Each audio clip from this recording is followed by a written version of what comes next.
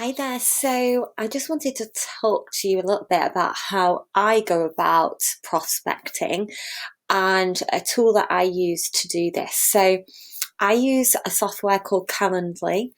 There is a free version if you've just got one event that you want to have scheduled. So, for example, if you're just booking discovery calls at this moment in time, it's free.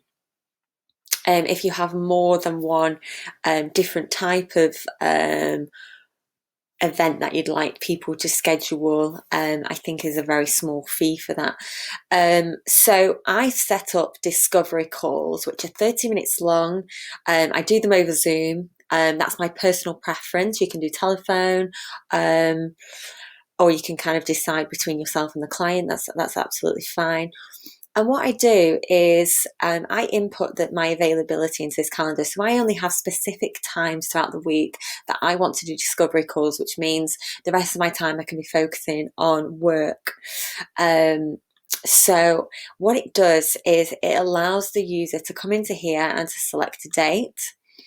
But then this is where I really like it. So rather than sending the prospect a form to complete separately, basically just saying let's book a call in, and it's only when they get to this point then they realise to confirm the call they have to actually complete this form. Now this is quite funny because I'm a user experience specialist.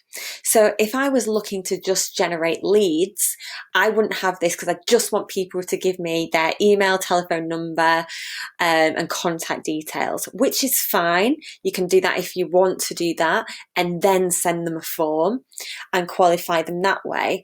But I'm looking to save time and I'm just looking for quality leads.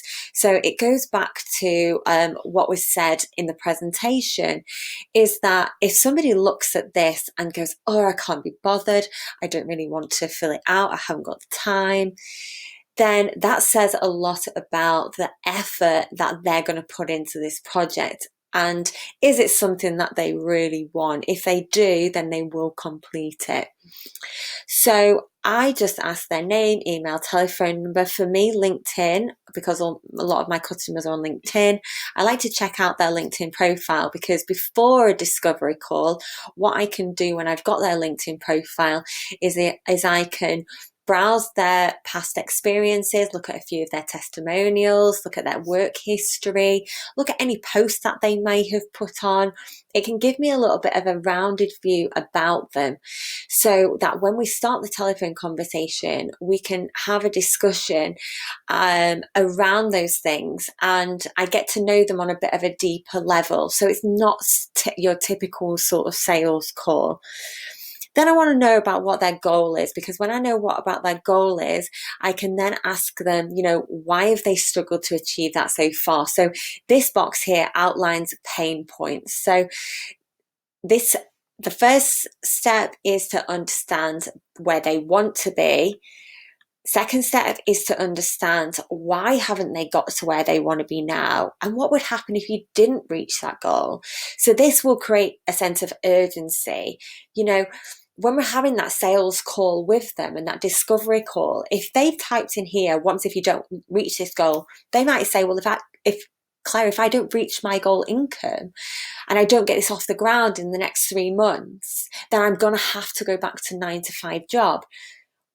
And that is a real sort of fear that they will have. And that fear will push them into making a sale.